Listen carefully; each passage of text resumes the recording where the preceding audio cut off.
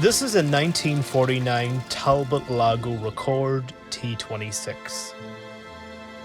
It's a steel-bodied four-door sedan, and it's got a twin camshaft, 4.5 litre, 6-cylinder engine, delivering 170 brake horsepower on rear wheels with a top speed of 105 miles per hour.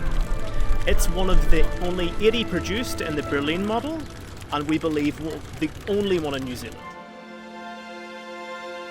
This car will be offered in our forthcoming Collector's Cars auction on the 12th of December at ASB Showgrounds.